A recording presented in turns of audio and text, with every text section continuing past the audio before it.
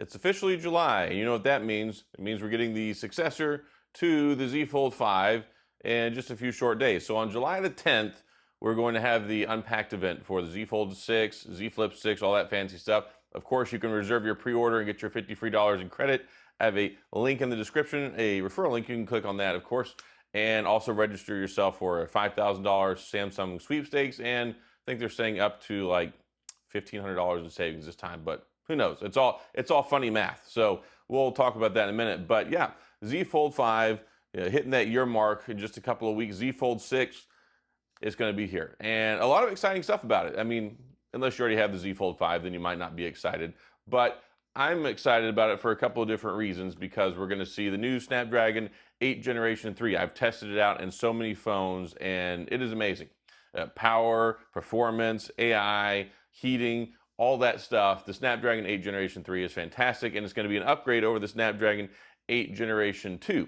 And that's what's going to be in the new Z Fold 6. Should be in the Z Flip 6. It's not going to be in the Samsung Galaxy Ring. I'm sorry about that. I don't think it'll quite fit in there. But there's a lot of intriguing stuff. I'm excited about the Ring too. You know, one ring to rule them all, and in darkness find them. I'm sorry, wrong script. That's Lord of the Rings. But yeah, I'm excited about the Ring because a lot of people don't want to wear a watch.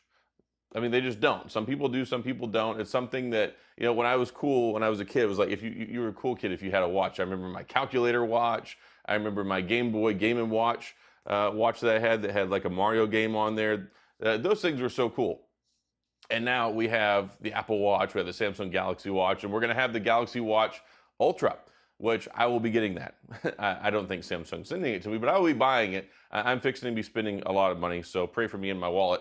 But yeah, Z Fold 6, Z Flip 6, Samsung Galaxy Ring, Samsung Galaxy Watch Ultra. I don't think I'll be buying the Watch 7, whatever that is. I'm going to be going with the Ultra model. But yeah, if you're a Samsung fan, if you've been waiting for this stuff, this is one of the most exciting times of the year, because we're going to get the 6th iteration of the Foldy Boy. And it'll be exciting when we get there. I mean, they're supposed to be squaring it off, making the front screen a little bit wider, just a little bit shorter. So we're slowly getting there. It'll be interesting to see it in person, how much of a change it makes over this, because this right here is one of the most controversial things in all of tech, and that is the front screen on the Z Fold 5, is it big enough or is it too small? And then I always have to remind people that Samsung, they treat this as the main screen. And it's funny because, you know, I've got another phone. I've got the Motorola Razr Plus, the new one for 2024. And it's got this beautiful 4-inch screen on the front of it. But nobody looks at that and says, man, I'm going to use this the entire time and not the inside screen. Like, the inside screen is still where it's at. The front screen is more for like quick things, notifications, watch something conveniently. You know, it's not for 100% prime time use. So same thing goes with the Z Fold. Like, yes, this is nice. It's easy for one-handed use. I don't really have a problem with the front screen. And then I love the inside screen, the aspect ratio. But what I don't love is you can see the crease there. I hope they make some changes with the crease. Now, I know that Samsung's got their system down pretty good to where this is pretty reliable at this point, even though there's a big divot in your screen. Do you notice it? Not really. I mean, you notice it for like the first day, and then as you use it and you are marveled by the interior screen and what you can do with it, you kind of don't really notice it all that much anymore. It's not as noticeable as when you're using it as I think it was with the Pixel Fold. It kind of distorted things, or it's not as noticeable as, you know, some other things, but it is there. And some people still are very critical of the crease, and that's fine. If you're spending $1,800 on anything, you can be critical. And I think some people forget that. Like, this is a good phone. The Z Fold 5 is a good phone. The Z Fold 6, I'm sure, is going to be a good phone. Snapdragon 8 Generation 3, changes to the front screen, changes to the appearance, adding, presumably, I believe they're adding titanium. There's going to be quite a few updates on it. But at the same point in time, it looks like we're still getting the same cameras we've had for essentially 3 years. That irks me. And that should irk you, because why are we paying $1,800 if they're not going to give us, like, you know, new tech every once in a while? So I would like for them to upgrade the cameras. And it's kind of interesting, though, because at the same point in time, the cameras on the Z Fold 5 are fantastic. I think they take really good photos. So it's not one of those things where it can't take good photos. It's not one of those things where it can't take good video. It's just kind of frustrating on a principal level, because you're paying almost $2,000 and getting cameras that are several years old. So Yes, it would be nice that they're upgrading that. It doesn't appear that they're going to do that. And also, it seems like, the S Pen still probably won't be on the inside, and we still probably won't have S Pen functionality on the front screen, which those are like the three things I just really want with this phone. But the other things you get great multitasking, great support, great software experience. One UI works very well on here. The S Pen that you get, fantastic. It works really, really well. I use it all the time. And that's why I want to be able to use it on the front screen because I always have it out and I'm using it. So, that would be nice.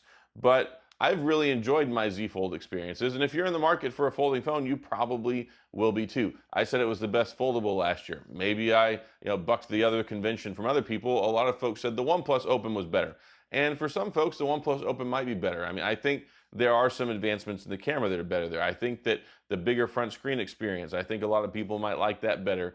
But then you get into the multitasking, you get into the S Pen, you get into DeX, you get into some of these other things, some of these quality refinements and things that just come from the ingenuity and the strength of Samsung making these phones for years. I think the Samsung is still a better phone, and I see a lot less people having issues with it, even from a hardware perspective.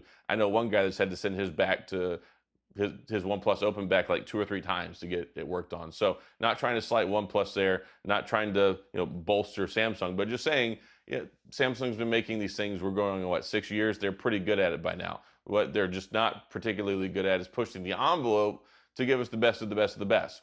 And that's one thing that remains to be seen. Are we going to get an Ultra? And that would make a lot of sense if we do get a Z Fold 6 Ultra. Like I don't know whether this has been bunked or confirmed at this point, but I'm still waiting to see if it happens, because if we do get like an Ultra model and then they give us like an FE model, I think that would make more sense. Because if you want to stick to the kind of similar things, tried and true year over year, not too crazy, not too many huge upgrades like in the camera department, that would be great for an FE phone, a fan edition. And then if you give us an Ultra and kind of go all out in a couple of different areas where people I really think expect that at this point, I think that that would be huge. And I think that that would make people a lot happier. It would, of course, generate more sales. And then it would give us something to be really, really, really excited about instead of just really excited. Because I know some people aren't excited about it. I had some folks in the comments saying, oh, well, this hasn't changed, that hasn't changed. I'm like, yeah, well, you have the Z Fold 5.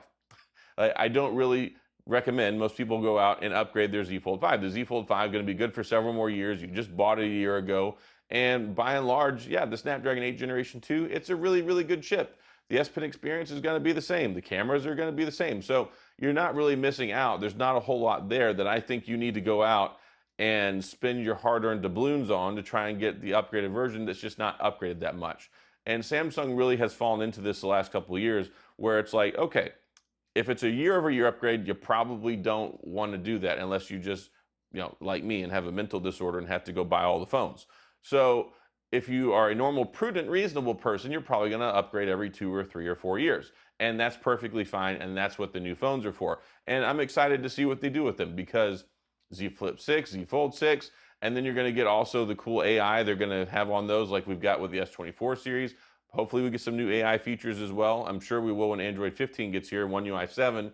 And then we've got the Ring, and then we've got the Watch. And Samsung in the Android world is the most built out ecosphere that you can get. You can get the tablet, you can get the watch, you can get the Ring, you can get the, everything. And that's one thing that makes Samsung stand out and makes them special in the field of Androids, because you look on the other side of the aisle at Apple and they've got all that stuff. So it'll be interesting to see what this Ring does, because they're going to be the first major player in the market with it from a carrier perspective, and Apple doesn't have one. So there's going to be a lot of eyes and scrutiny on that. But remember the date. We're almost there, July 10th, and all will be revealed. And then we'll have the event, and then we can go, oh, it's here, and make a decision on whether to buy it. And of course, I'll have videos for that, talking about the new products, what's available, pricing, carrier deals, trade-ins, all that stuff. So I'm gonna go ahead and wrap this video up, but be sure to hit the like and the subscribe button if you enjoyed the video, but most importantly, hit the notification video and subscribe, so that way you can get updates when the new videos come out in just over a week. So I can help you try and save money and all that great stuff. Just like now with the reserve your pre-order link, you can put in your first name and your last name and your email address. $50 free credit, first time ever Samsung $5,000 giveaway entry, and maximize the money you're going to get for your trade-in stuff. So, yep, hit that link in the description if you want to reserve your pre-order. Hit the like and subscribe button with the bell if you want updates on new videos. and I'm gonna go enjoy my last day in Chicago with my wife. Gonna go eat some pizza. I'll probably share some pizza pictures on social media. So if you don't care about the phones, at least subscribe so you can see the food pictures, because there will be those. So that's all I've got. As always, thanks for being here. I appreciate you watching, and I'll see you guys next time.